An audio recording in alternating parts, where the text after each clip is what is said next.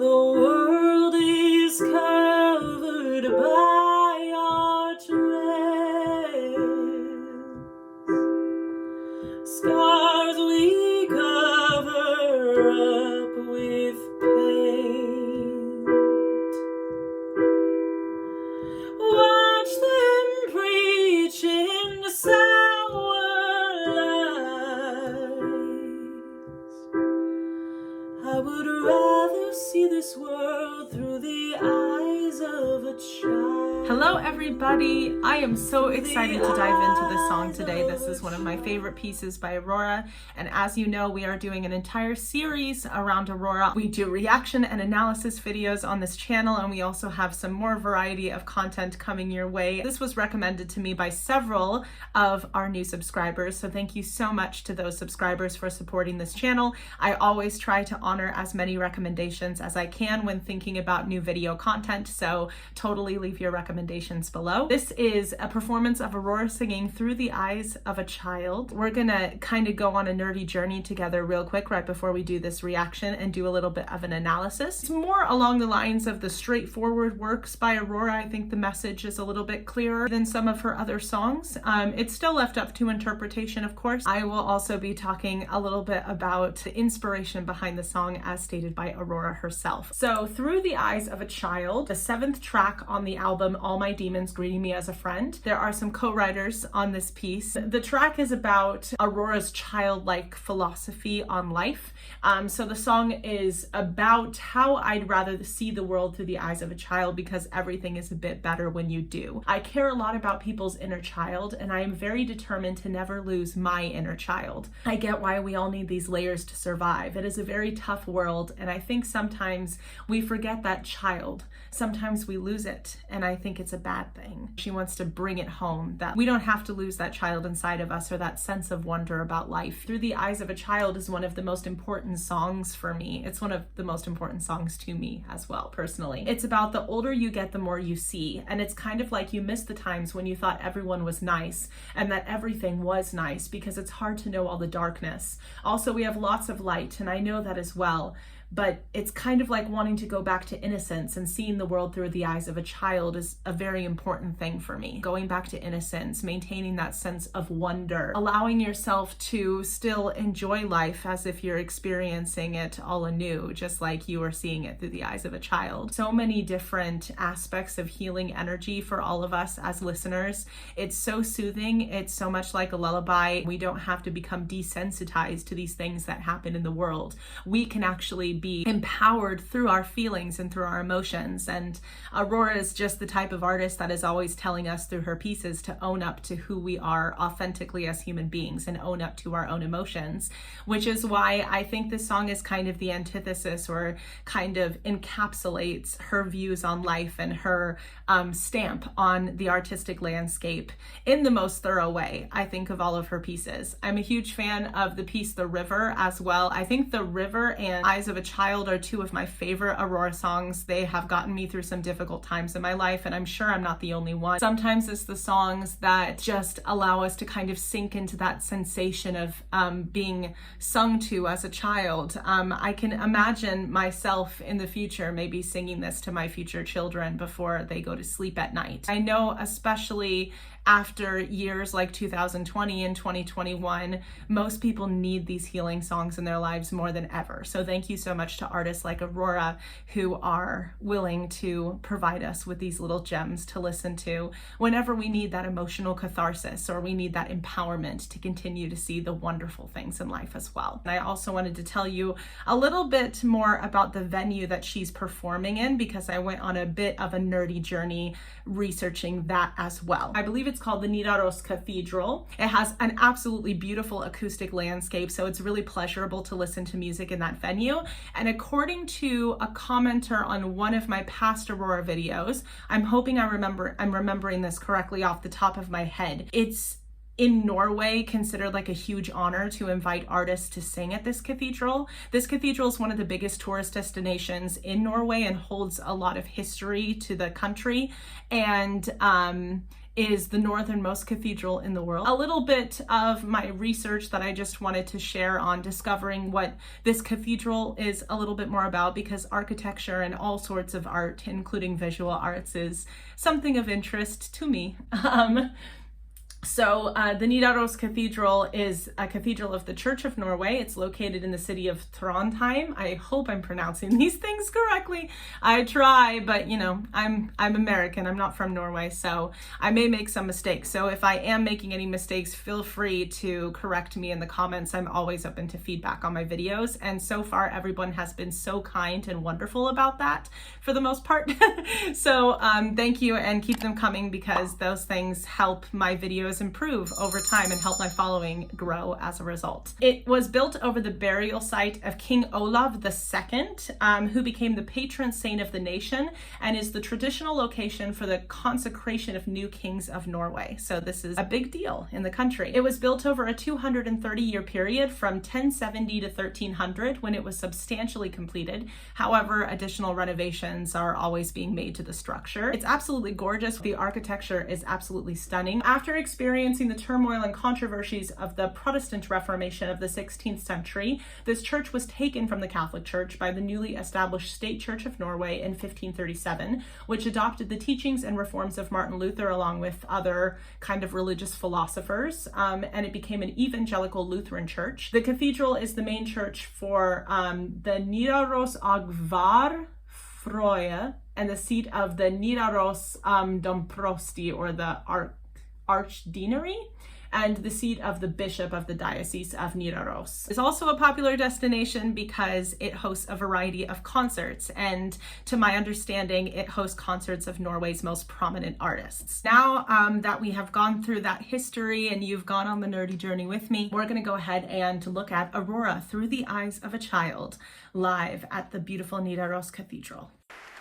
The world is covered by our trails, and scars we cover up with paint. Watch them preach in sour lies.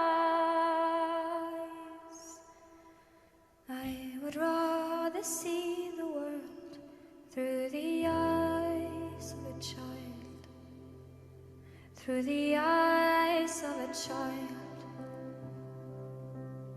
Okay, first of all, I love the absolute delicate, stunning introduction that they gave for this version of the piece.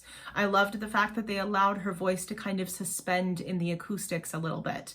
I loved the fact that she approached all of her vocal lines so delicately, and she allowed the purity of her voice to come through the microphone. She knows how to work a microphone, and she knows how to work the acoustics in the room, and that is actually a skill. A singer needs to know the proper distance that she has to hold from the microphone. She needs to understand that she's singing a genre that depends on a microphone to a certain extent. When you're singing operatic genres and things like that, the way that we manage the acoustics of the voice and the way that we support our voice with our breath and the natural use of the vibrations in the voice through the vibrato and all of these things cater to us being able to amplify that sound all the way to the back of an opera house over an orchestra without a microphone. That is a very, very grand and form of singing. And it's not to say that opera doesn't have its intimate moments as well. It definitely does. And I absolutely hold a special place in my heart for those moments, trust me.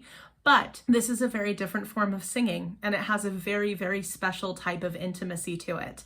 And she knows that the use of the microphone allows her to not push too much, despite the fact that she's in these gorgeous acoustics, and it allows her to work with different types of instruments. Darker times will come and go. Times you need to see her smile, and mother's hands are warm and mild. I would rather feel the world through the skin of a child, through the skin of a child.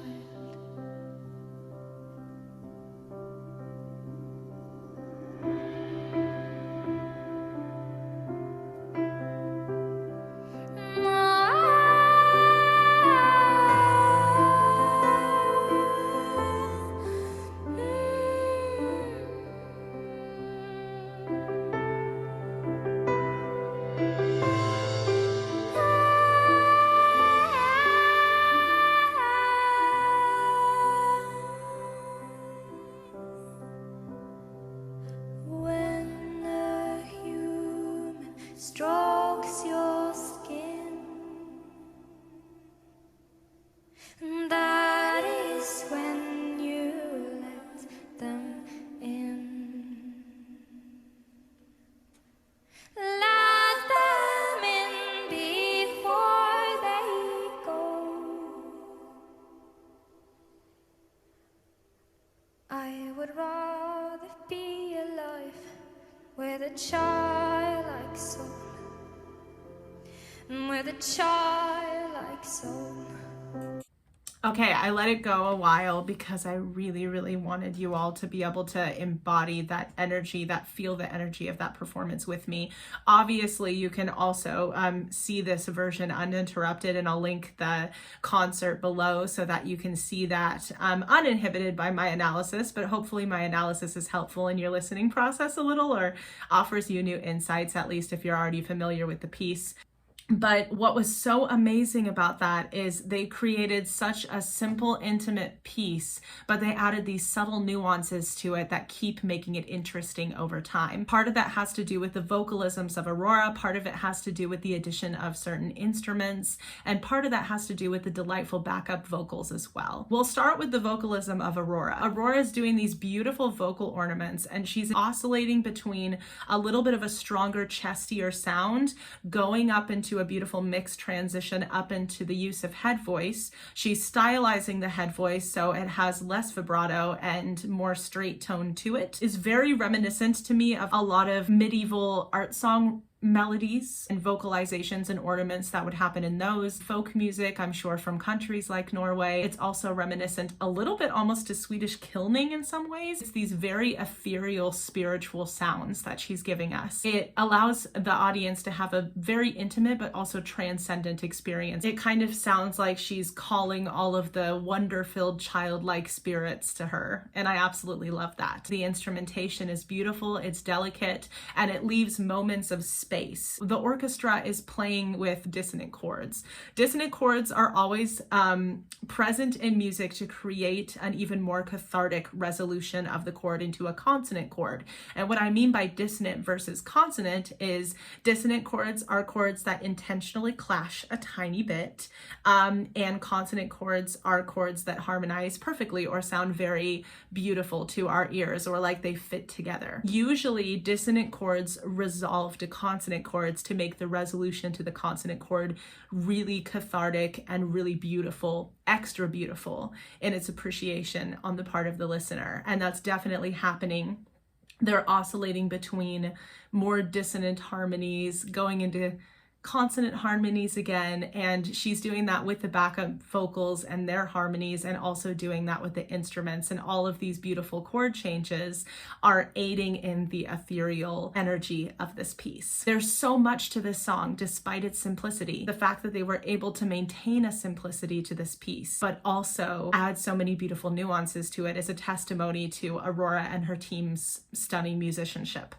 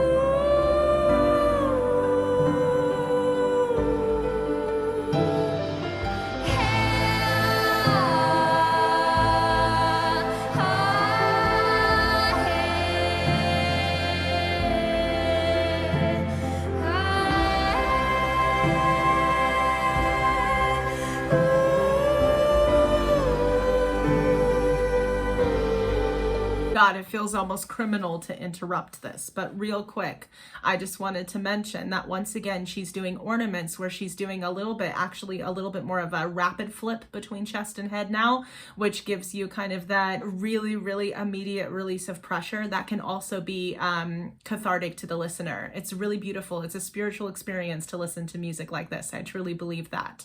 It's making me emotional again because I got very emotional the first time that I heard this piece, especially because it felt very healing to me. I was in a place in my life where I definitely needed to hear this message for sure. Another thing that's really beautiful is her movements. It just kind of reminds me of embodying and possessing the energy of a child that's just running around and moving with the wind and allowing nature to kind of consume them, and everything is a brand new discovery and everything is healing and joyous in the world once again. And you can just kind of sink into that feeling with Aurora in this performance. It's very authentic and it's very genuine, and you can tell that she embodies this philosophy by allowing that character to possess her during the course of this piece.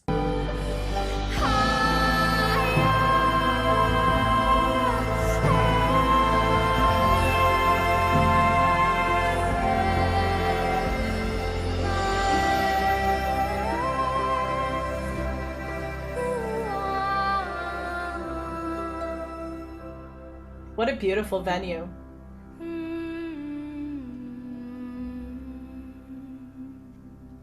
Don't you, please don't leave me here.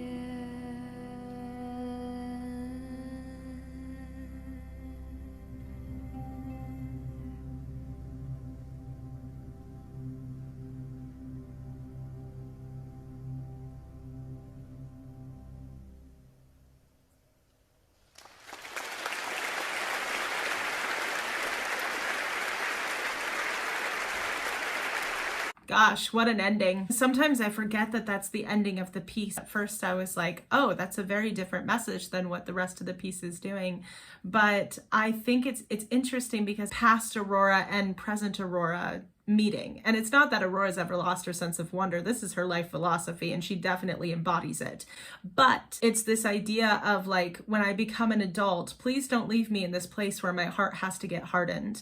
Please don't leave me in this place where I can't fully express myself freely. Allow me to do that. Allow me to do what I just expressed in the majority of the rest of the song. It's kind of like a childlike plea to go back to childhood, for lack of better terms. Let me know if you interpret that ending differently in the comments. We're getting back to kind of the present moment, and it's Aurora as an adult, and she sees all of the things that are happening in the world that can make people's hearts so hard, and all of the terrible things that happen in the world. And she's just saying, don't leave me here. Let me go back to seeing the world through the eyes of a child. Allow me to embody that even in the most difficult times, even in the times when it is the hardest to embody that energy. I still want to live my life through the eyes of a child. This is an extremely powerful piece. I love how emotional she gets. I love how she dances and paints and creates brush strokes to the tune of the music, to the rhythm of the music. I love how all of the instruments and the backing vocals were building up on each other behind Aurora, and it just created this huge swelling of emotion and this huge cathartic climactic moment in this live performance of this piece. Stunning venue, stunning artist. Once again, if you have any other recommendations for videos, totally let me know. And the very last thing that I wanted to tell you in this video was that Opera Sicelia actually has the second performance of its inaugural season coming up, and tickets are available. We have a donation-based ticket. You only have to pay, like the maximum you have to pay is like $1.03 on this platform, and you get access to our show indefinitely. This is an absolutely stunning concert that we're putting together of excerpts from Handel's Messiah, one of the most magical Christmas season oratorios and one of the most famous oratorios in the world. We're doing some of its most famous pieces. So I'm super excited about this event. We have some fantastic singers, including yours truly as a soprano soloist. We'll be performing live at Portland's Grotto Festival of Lights, but we will also be doing a filmed virtual artistic version of the concert that's interlaid with beautiful nature landscapes to create another peaceful and cathartic experience during the holiday season. So if that's something that you're interested in, I truly hope you consider purchasing and reserving your on-demand ticket. Please consider supporting Opera Sicelia. The premiere of the virtual version of our show is on New Year's Day 2022, and but you'll be able to access it after then if you purchase a ticket as well. Thank you so much to all of my Norwegian fans of this channel, especially, for recommending all these beautiful videos to me, and more will be coming your way. I'm making them all as fast as I can to make sure I'm delivering a quality product to all of you. So much love, and I hope to see you all around here again soon.